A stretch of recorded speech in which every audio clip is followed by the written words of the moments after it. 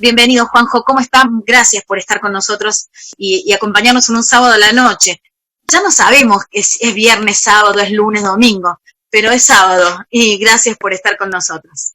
No, un placer, Marilena. Muchas gracias a ustedes por invitarme a su programa. ¿Qué le parece, Centurión, lo que está pasando, cómo estamos viviendo? ¿Realmente está en peligro la República, como la conocemos, la República Argentina? Marilena, hace mucho tiempo que está en peligro la República, mucho tiempo. Cuando el Poder Judicial está subordinado al Poder Ejecutivo y cuando el Poder Legislativo es la escribanía del Poder Ejecutivo, como viene pasando ya hace más de 2 décadas en la Argentina, está en peligro la República. La República es un principio de división de poderes independiente. Cuando de los 3 poderes hay 2 que no son independientes y están subordinados a uno, prácticamente no hay República. A ver, cuando el año pasado en la campaña de Juntos por el Cambio se enunciaban como los guardianes de la República, salieron a buscar de candidato a vicepresidente a Pichetto, que compró un partido político en el medio de la campaña. Expert, el día de la presentación de las listas, le compraron el partido y el presidente del partido apareció abrazado en Clarín con Pichetto. Entonces lo que digo es, esto no es un fenómeno de este gobierno, es un fenómeno del gobierno anterior y es un fenómeno del gobierno de Cristina, del gobierno de Néstor, y así vamos para atrás durante mucho tiempo. La República está en peligro desde hace mucho tiempo. Y la Argentina tiene una sola opción, y solo uno, no tiene 2 opciones. O república o mafia. O a la Argentina la gobiernan las leyes y lo gobiernan los funcionarios electos con independencia de poderes, o lo que nos van a seguir gobernando son mafias de poder. Entonces, yo creo que es hora de que los argentinos entendamos que la Argentina exitosa, la Argentina que trajo 4,5 millones de inmigrantes, la Argentina que sorprendió al mundo, fue una Argentina fundada sobre el pacto social originado en la Constitución, y ese pacto social tenía como resguardo, tenía como respaldo, tenía como umbral un pacto moral. Si nosotros no restauramos ese pacto moral previamente, antes de querer solucionar la economía, antes de querer solucionar todos los problemas que tiene la Argentina, si no restauramos el pacto moral, Argentina no es que, como dicen algunos, no tiene futuro, tiene un futuro negro. Entonces, la República está en peligro, y nosotros lo que decimos es que hay que volver a restaurar la República. Buenas noches, Juan José. Claudio Caprarulo, de acá de Buenos Aires. Un par de veces yo ya lo he entrevistado. Hola, Claudio. Bien, todo bien, gracias a Dios. Una pregunta, ¿qué le faltó al Frente Nos para poder enamorar a toda aquella gente que no quería ni votar al Frente Cambiemos ni al kirchnerismo? Yo creo que con los recursos que teníamos y con el tiempo que armábamos una campaña presidencial, lo que nos sobraron fue voto. Recién, con todo cariño, María Elena dijeron, tuvieron unos puntitos, tuvimos casi 3 puntos, que son casi 800.000 votos. Yo te hago una referencia, Claudio, para tener claro. Cuando el partido Vox lanza en España hace 5 años la primera elección a nivel nacional, sacó 68.000 votos. Sí, pero el partido Vox no lo tuvo al Pata Álvarez adentro. Bueno, no encima, lo perjudicó eso. Encima lo hicimos con el Pata Álvarez, imagínate. Digo, nos faltaron recursos, nos faltaron acceso a los medios de comunicación, nos sobró ninguneo por parte de los medios de comunicación. El día después de las PASO, en la tapa de Clarín y Nación, yo no aparecía que había pasado las PASO. Eran 5 los candidatos que habían pasado, no 6. Entonces, nosotros aparecimos creando un espacio de los valores tradicionales de Argentina que hicieron grande este país, y a mucha gente le molestó. A muchísima gente le molestó. Y nuestra misión el año pasado fue abrir un espacio donde esos valores tuvieran una representación política y tuvieran una voz política. Y lo tuvieron. Y creo que hicimos una campaña excelente. Nuestra experiencia y nuestra evaluación es que con lo que tuvimos, solamente sustentando los valores tradicionales de la Argentina, sacamos casi 3 puntos. Así que yo lo que te diría es que nos faltaron muchos recursos, nos faltó acceso a los medios de comunicación y nos faltó tiempo. Pero por eso es que Yo siempre decía que el proyecto del año pasado no era mi candidatura, era abrir un espacio político que hacía 50 años que en la Argentina no tenía voz ni tenía representación política. Y nosotros venimos a representar. Los valores que nosotros decíamos, volcarlos en un espacio político, y eso fue lo que hicimos. Y este espacio crece y crece y crece. A ver, vos te das cuenta, Claudio, que cada vez que nosotros en Google pasamos 1 millón de búsquedas, inmediatamente aparece alguna operación de prensa con algún medio digital vinculado a los servicios de inteligencia, con alguna fake news, sistemáticamente. Y seguimos creciendo, ya tenemos armados 19 distritos. 19 distritos de los 24 de la República Argentina. Y esperamos llegar el año que viene con no menos de 21 distritos armados para ir a competir a nivel municipal, a nivel provincial y a nivel nacional. Así que creo... ¿Pretenden competir en un frente o en el frente en el frente libertario que muchos hablan, donde está de nuevo Cynthia Houghton, donde estaría Spert, donde también estaría Olmedo y otros tantos libertarios? No conozco esa organización y ese partido, no lo conozco. Nosotros lo que creemos que a la política hay que darle institucionalidad. No, digo, hay un frente que muchas veces se habla. ¿Me dejás terminar la idea, Claudio, por favor? Gracias. Por favor, sí. Lo que yo digo es que nosotros lo que proponemos es darle institucionalidad a la política con el armado de un partido. El año que viene, la táctica electoral en cada provincia, veremos cuáles son los espacios y los partidos donde realmente conviene y que tengan los mismos valores que nosotros hacer una alianza, porque acordate que el año que viene es una elección legislativa. Entonces, claro, la pelea es en cada provincia, iremos buscando aquellos partidos que sustenten nuestros mismos valores, nuestros mismos principios, para hacer una alianza, sí, claro, con mucho gusto, pero desde nuestro partido, ¿no? Acordate que los frentes son alianzas temporarias para una elección. El frente a las 12 de la noche del día de la elección se transforma en calabaza, no existe más. Ni siquiera por ética, digamos, como para celebrar juntos que el frente llegó a algún lado o se quedó sin nada. No, te podés tomar un champán, pero digamos, legalmente... Cada uno por su lado. Desde el punto de vista jurídico, termina ese día y al otro día no existe más. Juanjo, a usted lo han asociado muchas veces al macrismo y creo que fue también un poco eso lo que se resistió a gran parte del electorado que esté enojado con el peronismo, no sé si con el peronismo tradicional, sino con el kirchnerismo, por todo lo que se vivió, y con Macri, que fue una persona, creo que ahora está empezando a levantarse nuevamente Macri como candidato y creo que vamos a volver a entrar si no sale algo, si no hacemos algo. Nuevamente van a estar con la bipolaridad o nos van a meter en el Cristino Macri y salemos la República que como decía usted está casi perdida, no por el hecho de que vamos a perder la República, sino porque las entidades, las instituciones están siendo pisoteadas. Porque no se puede creer cómo estamos viviendo. Nuestra Constitución está siendo pisoteada, nuestras libertades están siendo pisoteadas, los argentinos estamos siendo pisoteados, pero sin embargo tenemos el pie arriba de la cabeza y lo estamos mirando que viene para pisarnos y no estamos haciendo algo para reaccionar. ¿Cómo hacemos para salir de esto? Si la política que hoy se vive, la política que después... Recién cuando usted decía, hace tantos años que está la República en peligro, digo, ¿será desde que empezó la democracia? ¿Será desde Alfonsín para este lado que los argentinos hemos perdido un poco el rumbo de lo que es la República y de las diferenciaciones de cada institución para poder trabajar lo legal, lo jurídico y lo político?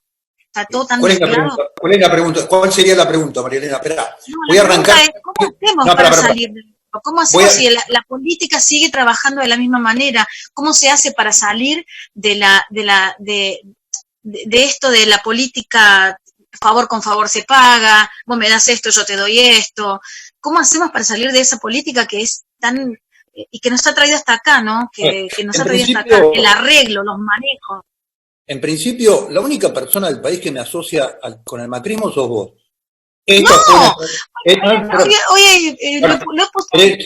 ¿Querés yo te hago un reportaje a vos y vos hablás? ¿Te parece? ¿Querés que cuente No, algún ya estuvo ya. Ok. Entonces, Hoy, la única persona... compartí que estar con nosotros. No, dale, te escucho. No, hoy compartí en los grupos, para que nos viera mucha gente, que iba a estar con nosotros con altavoces, y varias personas dijeron, pero ese trabaja para el macrismo, y dije yo, ¿todavía lo siguen? Yo lo voté a usted, Centurión. Me imagino, y la próxima también, obvio. Me entiendo. Vamos a ver. Si me convence. No, pero no es una cuestión, yo no creo que esto esté asociado al macrismo. No es así, no tengo ninguna prueba para eso.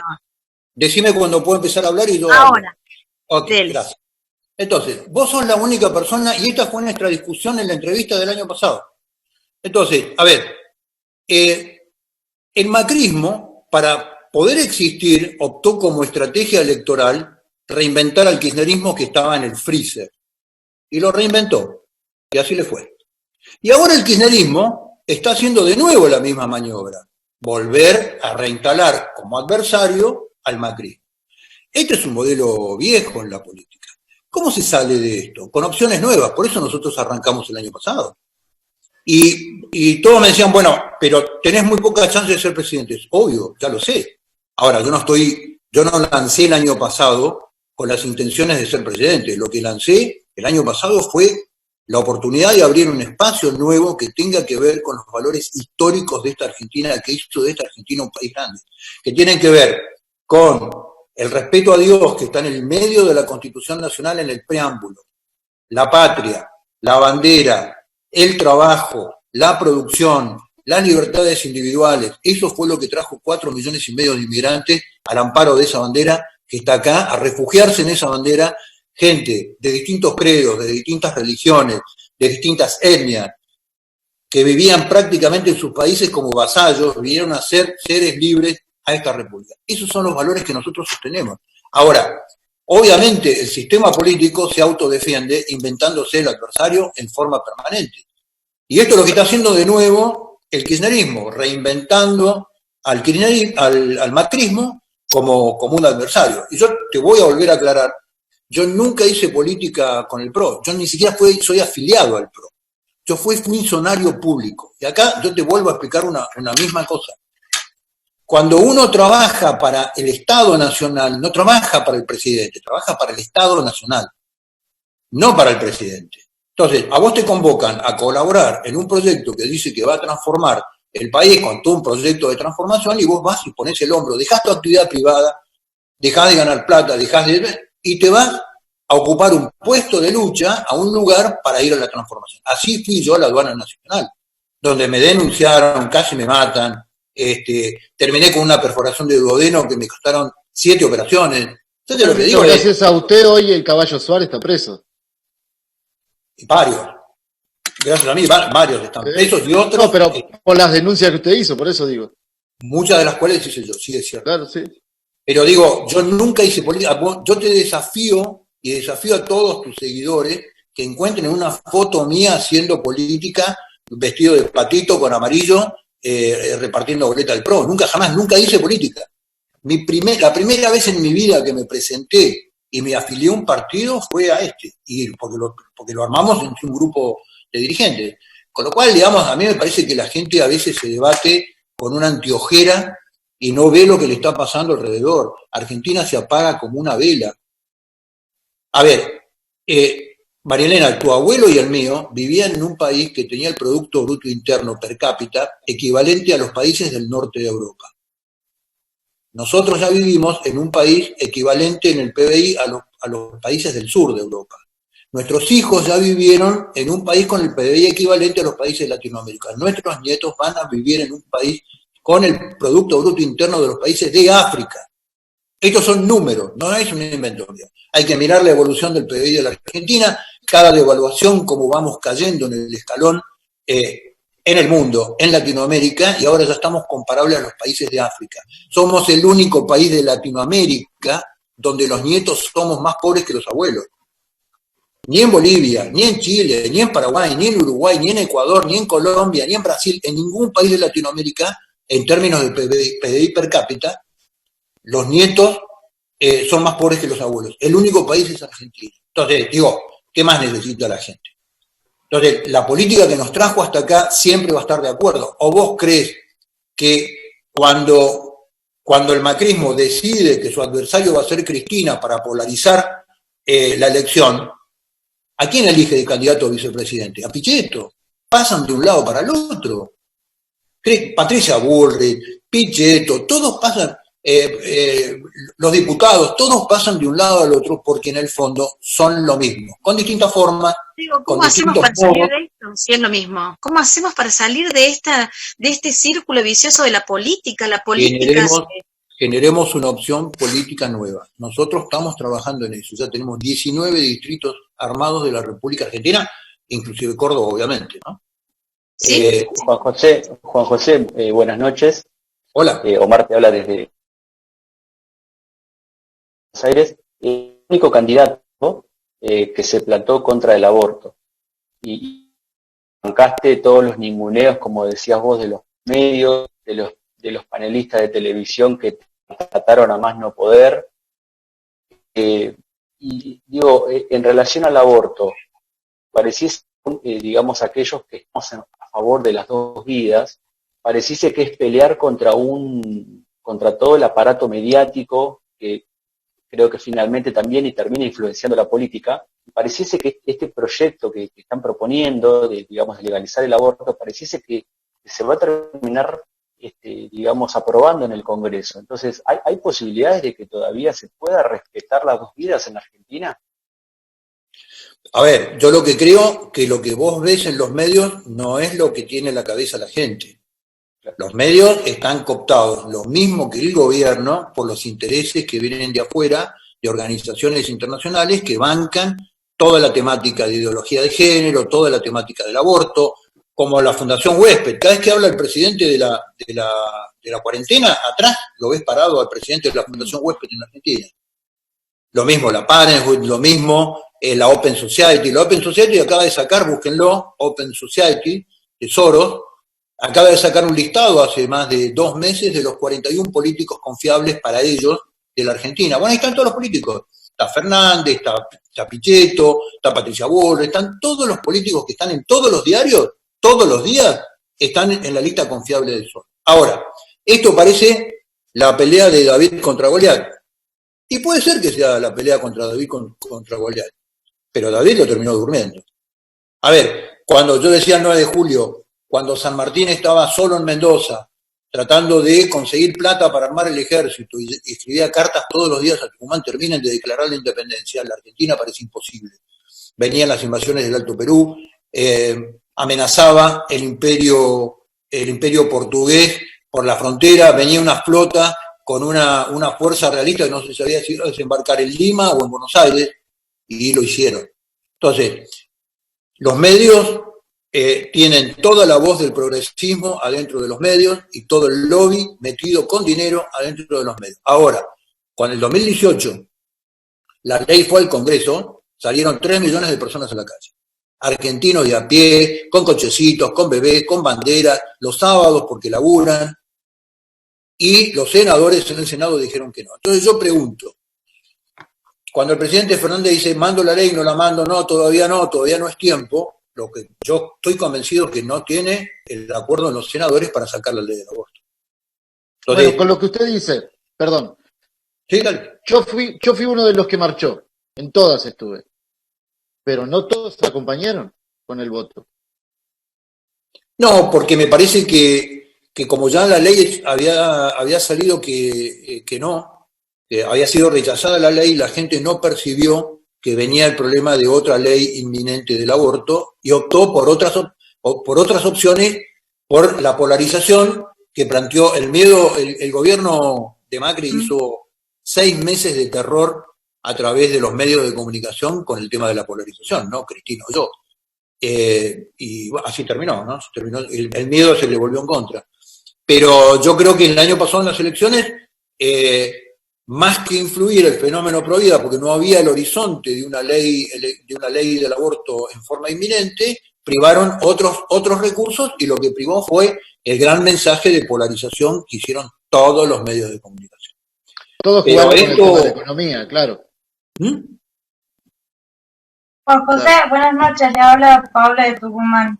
Y hablando Hola Paula, ¿cómo del estás? tema del aborto y de toda esta cuestión, sé que ustedes lanzaron una campaña que se llama Adopto por Aborto, y me parece justo que la gente se pueda enterar de qué se trata en esta iniciativa. Bueno, te cuento, Paula, tal cual como hablábamos recién, y como ustedes mismos lo referenciaban, en el 2018 no sale la ley del aborto y mucha gente provida, y todos los argentinos se quedaron tranquilos diciendo en Argentina no hay ley de aborto. Pero en la Argentina hay una ley de aborto encubierta, hay una ley de aborto solapada, que es la ILE, la mal llamada ILE, la interrupción legal del embarazo, que no es interrupción, la vida no tiene on-off, tiene nada más que off. No es legal porque es anticonstitucional y contradice todo el plexo normativo de la Argentina. Y esta ILE tiene tres características que para mí son perversas. Uno, te está llevando por año entre 20 y 25 mil niños argentinos por aborto, por lo menos en las cifras oficiales, porque no hay cifras claras tampoco.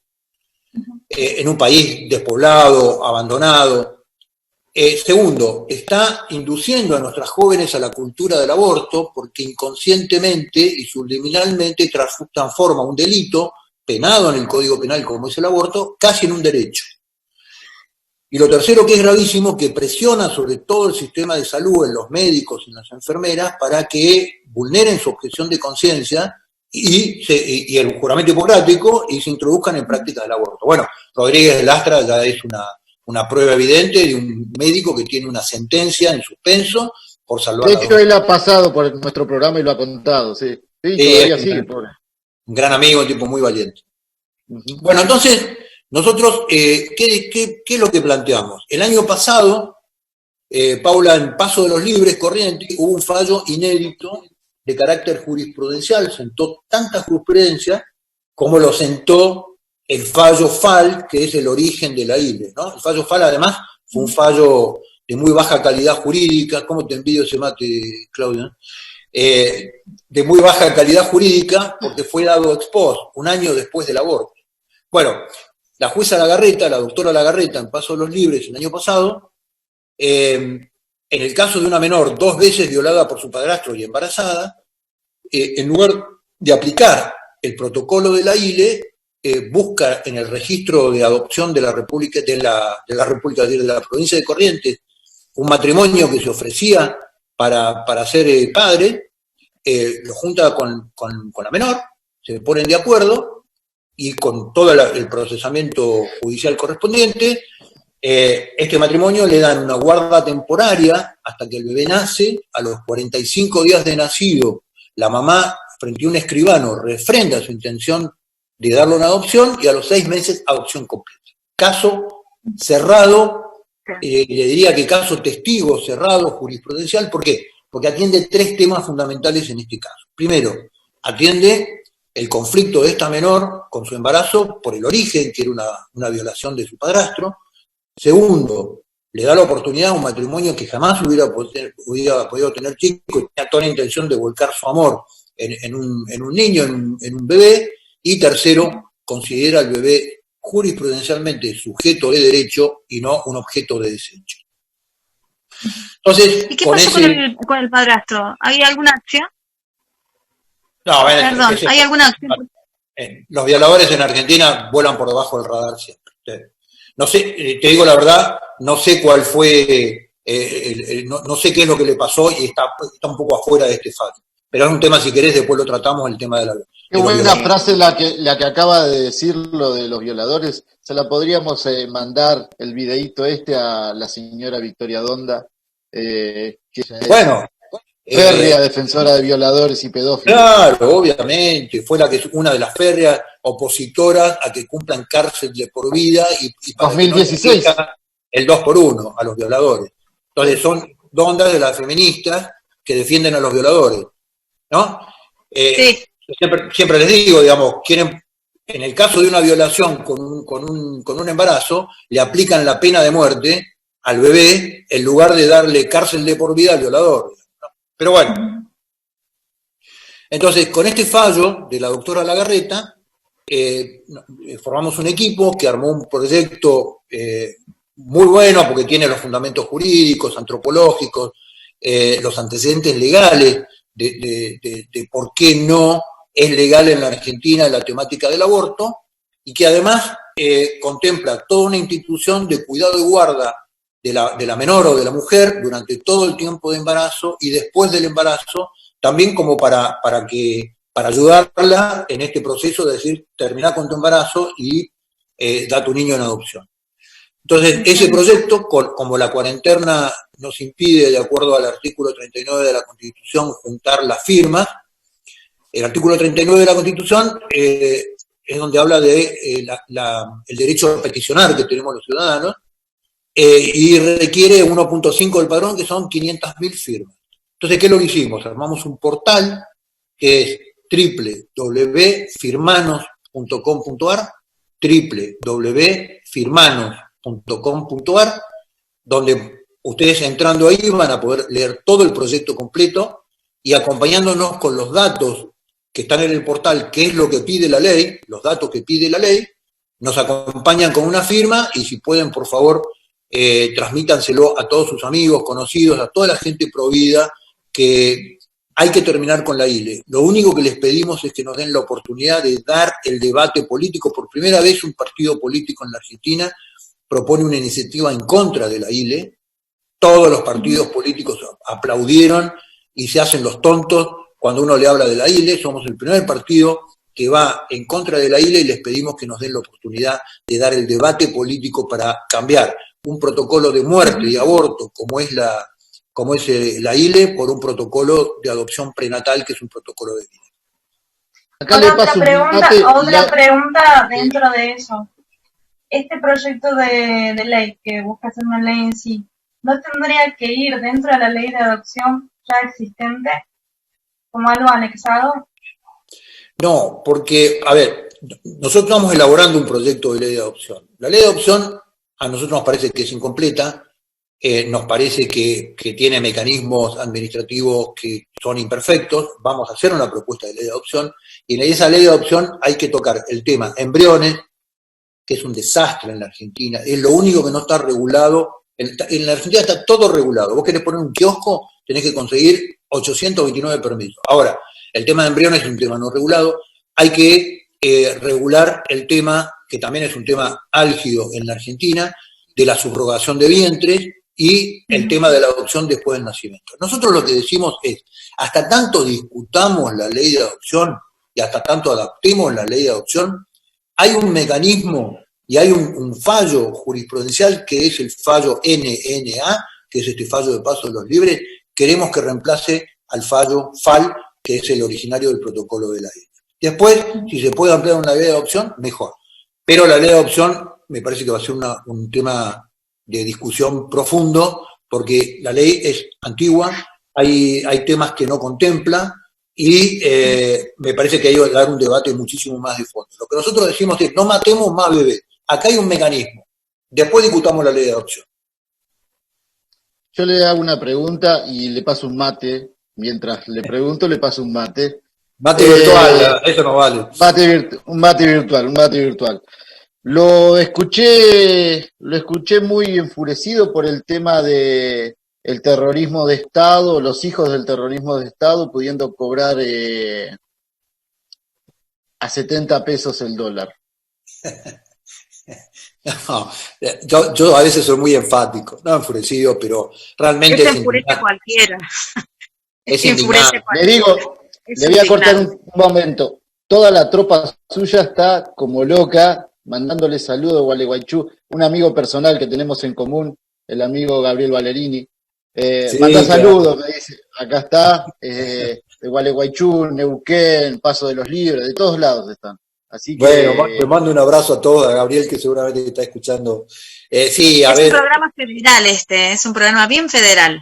Muy federal, muy bueno, Marilena, muy bueno. Periodistas de todo el país, me parece buenísimo. Es indignante, Claudio, que se burlen de nosotros de esa forma, digamos, ¿no? A muchos les llamaron dólar terrorista, como yo le llamé dólar setentista, porque era comprar dólares a 70 pesos cuando el resto lo compra a 120, ¿no? yo le bajé el perfil ideológico y le di más un perfil de negocio, porque el curro de los derechos humanos es un negocio. Yo lo denuncié en el debate presidencial.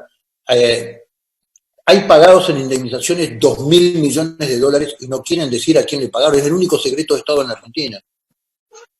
Está intimado la Secretaría de Derechos Humanos por ley desde hace 3 años más o menos a que dé el nombre de a quién se le pagó la plata. ¿Quiénes fueron, teóricamente, los herederos de los desaparecidos que cobraron? ¿Cuál es el DNI de esas personas? ¿Quién cobró esa plata? 2.000 millones de dólares. Y no quieren decir a quién se les pagó. Y encima de eso, ahora la pueden revolear para afuera comprando dólar oficial. Entonces, nos toman el pelo a todos, nos toman por tontos. Entonces, la verdad que esa noche que salió el dólar setentista terrorista, la verdad que me agarré una moto importante, sí, es cierto. Si usted fuera presidente, ¿abriría una CONADEP, una nueva CONADEP para investigar estos casos? Porque acá se investigaron de un solo lado, que estuvo bien, pero no se investigaron del otro lado. ¿Pero por qué CONADEP? No, digo, una nueva CONADEP con la función de investigar lo que no se investigó, porque se investigó una parte, pero no se investigaron a tantos terroristas que terminaron haciendo sus casas en España, sus casas en México, y después vinieron a ser parte de un gobierno en el... Claudio, fueron investigados, fueron sentenciados y fueron indultados. Por eso le digo, pero... Guarda, ¿Hasta dónde llegó la investigación que los largaron? ¿Los indultaron? No se respetó la investigación, a eso voy. No, indulto presidencial. Menem los indultó. Lo mismo que indultó la Junta, lo mismo que indultó a todo el mundo. Entonces, no es que no hay investigaciones, no es que Berbisky no tiene investigaciones, no es que Bonazo no tiene investigaciones, las tienen. Lo que pasa es que hasta Firmenich fue indultado. Creo que cumplió 2 o 3 años de cárcel y fue indultado. El tema en la Argentina viene en el año 2007. En el año 2007 se aplica y Argentina firma el Tratado de Roma. El Tratado de Roma, lo primero que te dice, donde el Tratado de Roma, una de las nuevas figuras que incorpora al Código Penal es la figura de genocidio, ¿no? Entonces, ¿por qué? Porque además es imprescriptible, no tiene tiempo de prescripción. Entonces, ¿qué hace el kirchnerismo? Aplica el Tratado de Roma en forma retroactiva, lo aplica para atrás. Inventa un delito que en 1978 no existía. Y ahí vienen las condenas imprescriptibles. ¿Por qué? Porque la aplicación del Tratado de Roma es asimétrico, porque además el Tratado de Roma dice que se puede aplicar tanto a un Estado como a organizaciones terroristas, se les puede aplicar la misma penalidad. La aplica para un lado, solamente para el Estado, en forma retroactiva. Y esos son los militares que están presos, son presos políticos, no tienen fundamento jurídico, y de los 700 y pico de muertos que ya hay en prisión, 500 murieron sin proceso, en prisión preventiva. La prisión preventiva por ley no puede durar más de 2 años. Entonces digo, hay un proceso de antijuridicidad en todo el tratamiento del tema de los 70 que es una mancha en la historia de la justicia argentina. Esto se va a estudiar en el futuro como un umbral, como un paréntesis de juridicidad donde se aplicó un código penal distinto. No se aplica el 2x1, no se cuentan las sentencias de la misma forma, no se cuenta la prisión preventiva de la misma forma, pero digo, es una mancha para la justicia, en la historia de la justicia argentina es una mancha tremenda. Por eso hablábamos hablábamos con el inicio, con el tema de la independencia del Poder Judicial, del Poder Ejecutivo, es fundamental.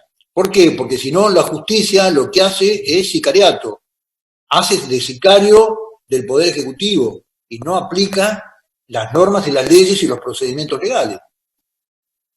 Claro, y ahora voy con lo que usted decía. Ya lo termino, lo cierro. Con lo que usted decía, el tema de que esto viene de mucho más atrás y es cultural también lo que tenemos que cambiar en la Argentina. Porque nosotros, en el 85, digo la Argentina en el 85, el juicio de la Junta fue comparado con el juicio de Nuremberg. Pero Nuremberg no terminó como nosotros con Menem liberando presos. Sí, claro. ¿Cómo borramos esa mancha? Además, se lo llamó juicio de Nuremberg porque se sostenía que eran 30.000 los desaparecidos. Los desaparecidos son 7.500. Dicho por ellos mismos también.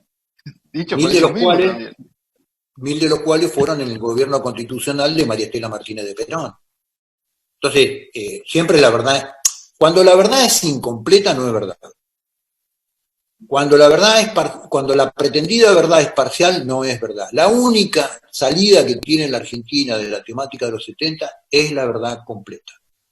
Contarle a nuestros nietos qué pasó, por qué pasó, cómo la Argentina fue agredida en una estrategia cubana soviética a nivel continental, de la misma forma que fue agredido Chile, Uruguay, Bolivia, Perú, Brasil, exactamente de la misma forma.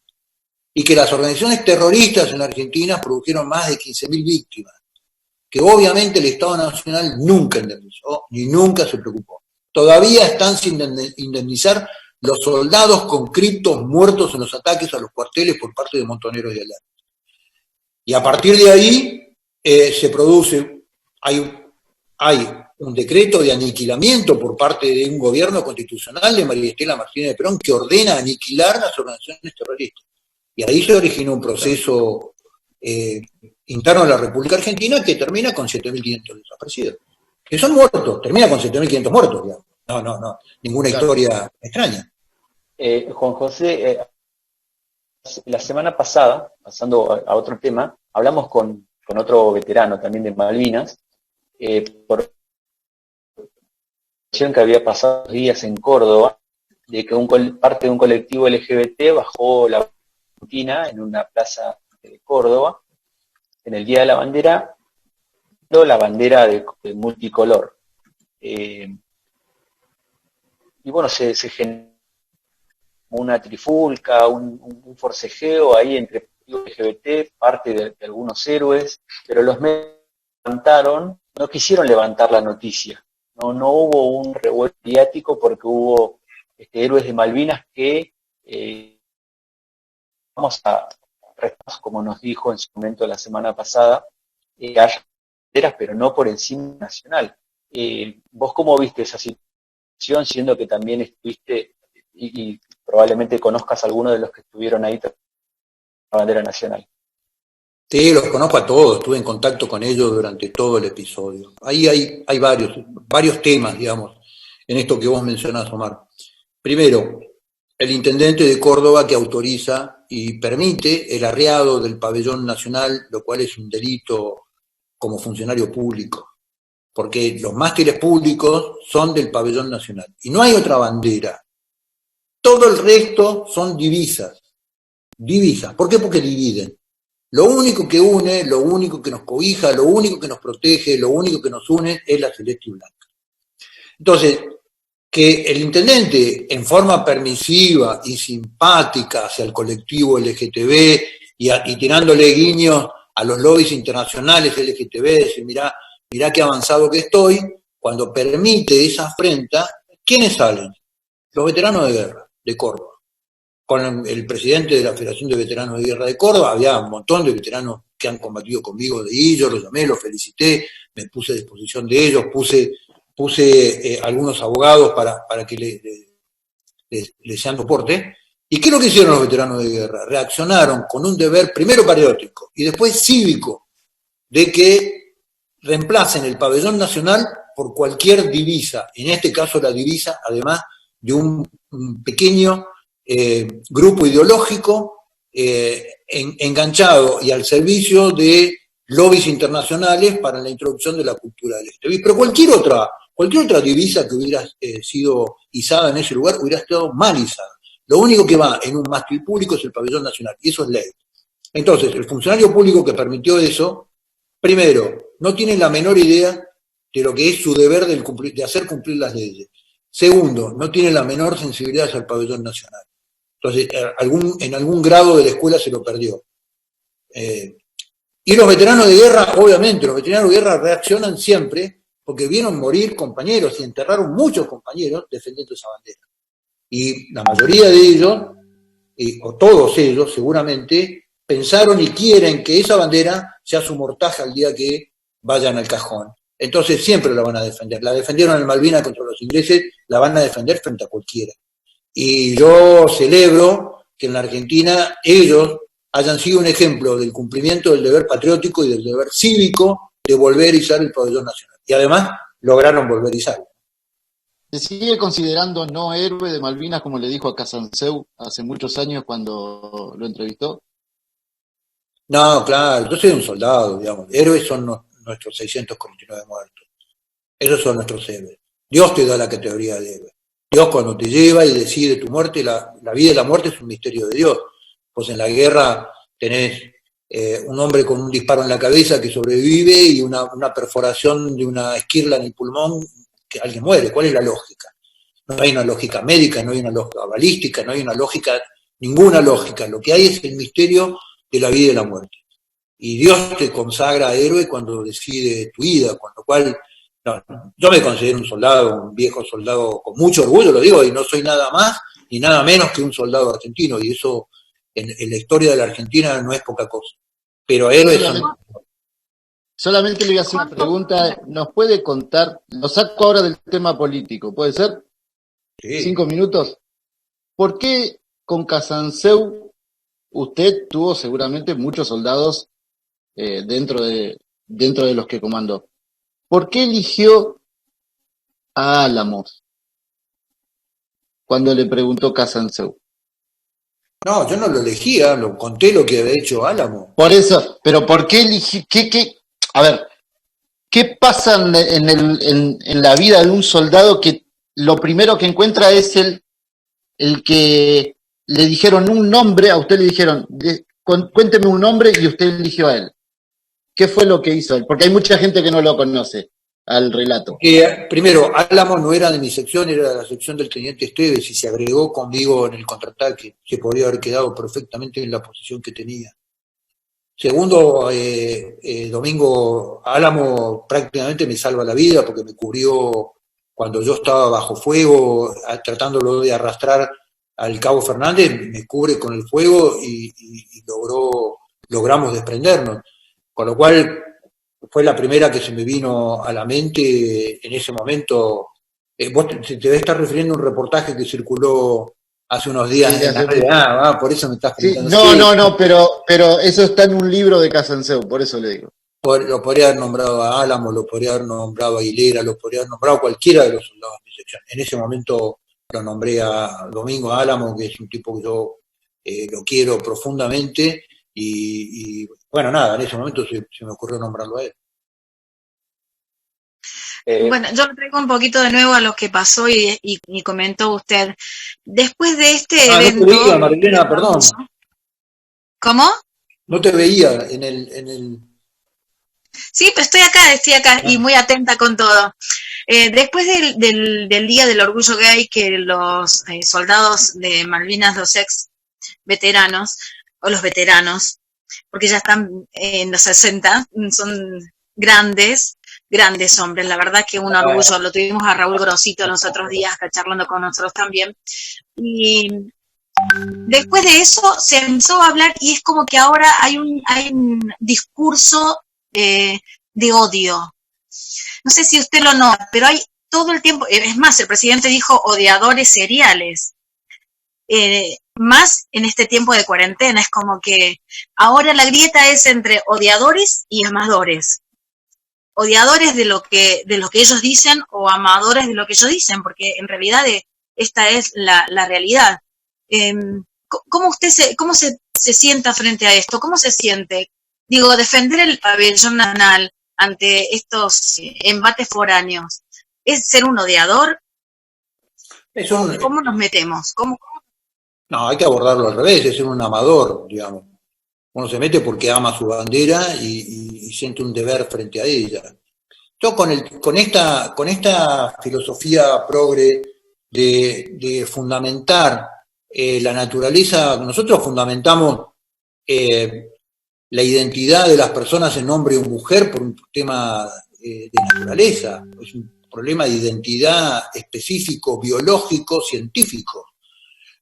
Vos y yo, María Elena, vos sos mucho más joven que yo, pero cuando nos muramos, 100 millones de años después, va a venir un arqueólogo y lo único que va a poder saber de nosotros es por los cromosomas que va a encontrar en los huesos si fuimos hombres o mujeres. No si formamos parte de nuestra elección sexual en alguno de los 162 géneros posibles de Naciones Unidas. Entonces, esta invención, este fenómeno ideológico, esta revolución cultural que nos quieren imponer desde el Estado de los funcionarios, que nadie votó además, porque no está nunca en ninguna plataforma, que vulnera el sentido común más amplio, ser humano viene hombre y mujer. Después cada uno hace con su sexualidad lo que cree conveniente. Pero no existe la fenomenología del género, es una construcción, es un invento, es un fenómeno ideológico que no tiene ningún sustento científico. A los que decimos esto no quiere decir que los odiamos, yo no los odio.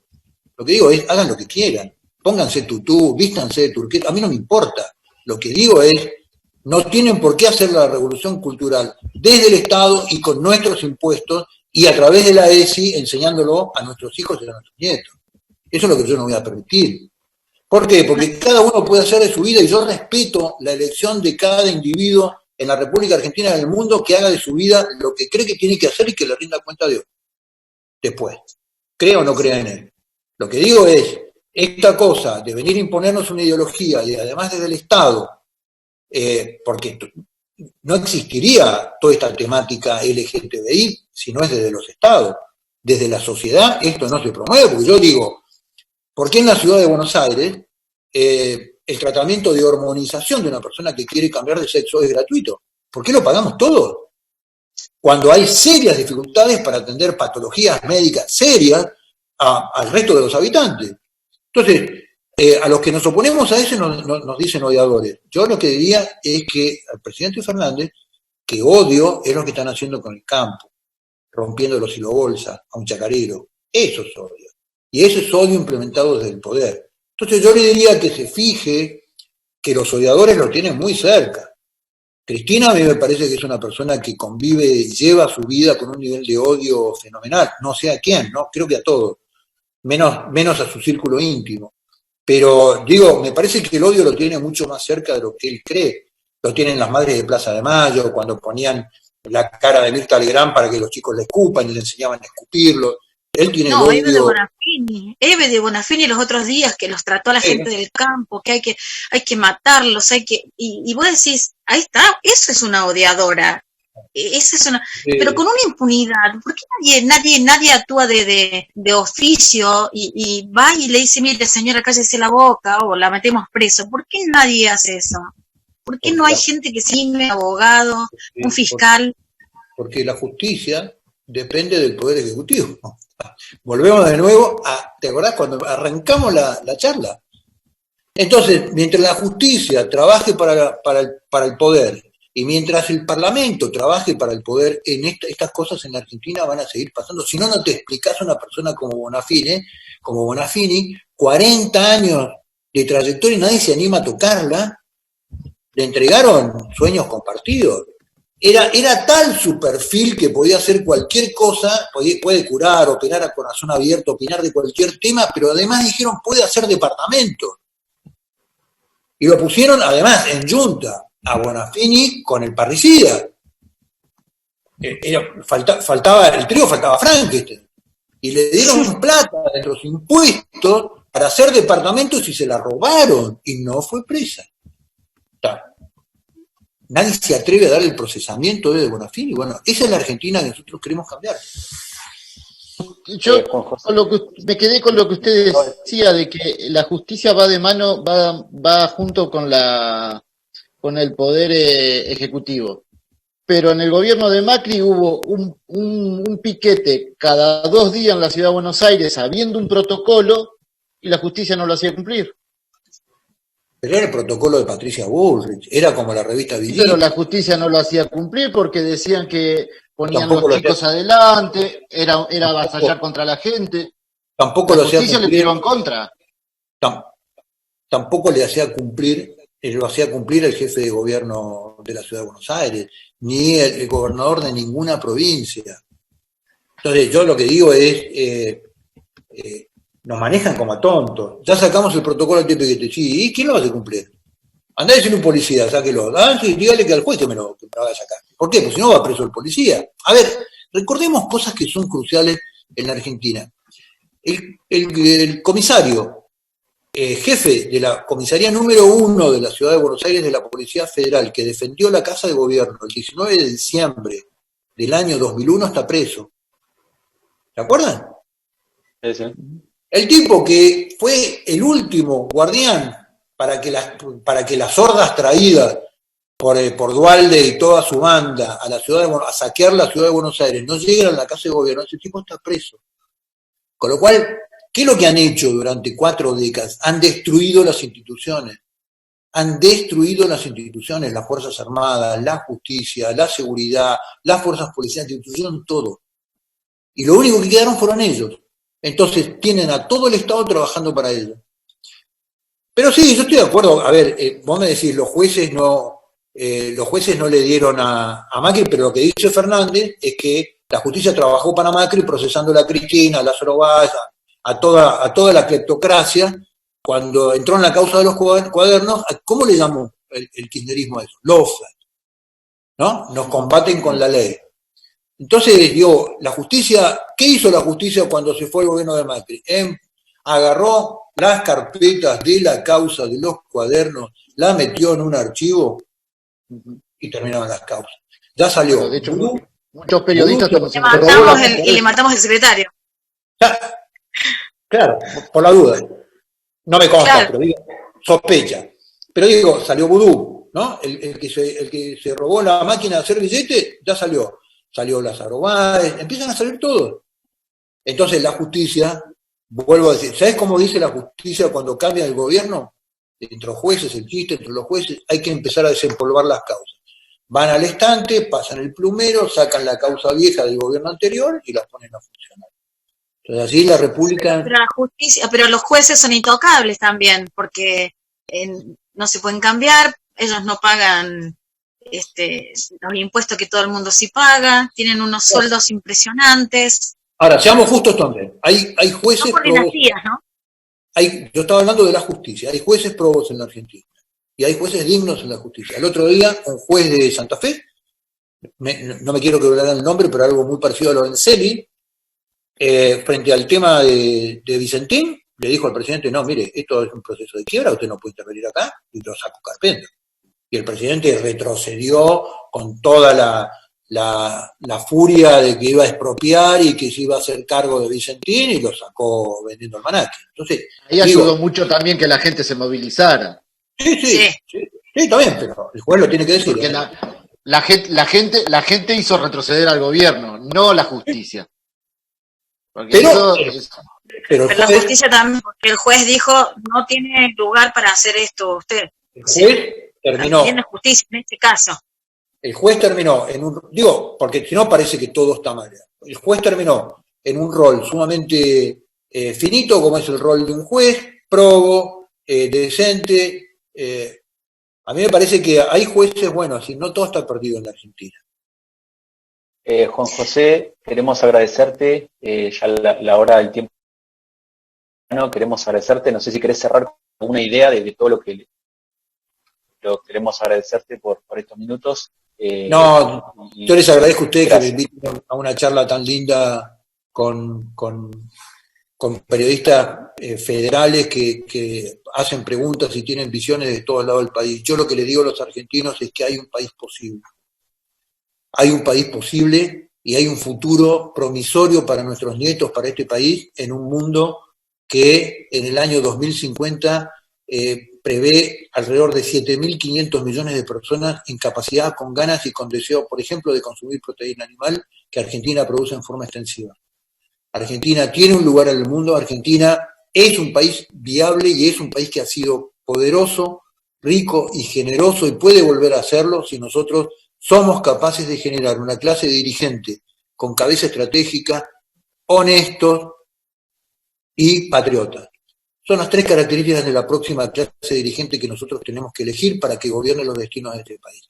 Argentina es posible y los valores históricos de esta Argentina que hicieron un país grande pueden volver a ser de Argentina un país grande, próspero y soberano. Y a eso es lo que los llamamos. Así que muchas gracias por la invitación, les agradezco mucho y quedo a disposición de ustedes para cuando quieran volver a hacer otro living. Me quedé con ganas de preguntarle de la cuarentena. Fue una sola la que nos cruzamos y me retó. No, yo no te reto. Pero me encanta pelear con usted, Me encanta pelear con usted. La radio, me peleó acá, imagínate. Me peleó la radio y me peleó acá. Peleamos. Pero la que me pelea es María Elena, siempre, que es que me entrevista me pelea. Mientras que no.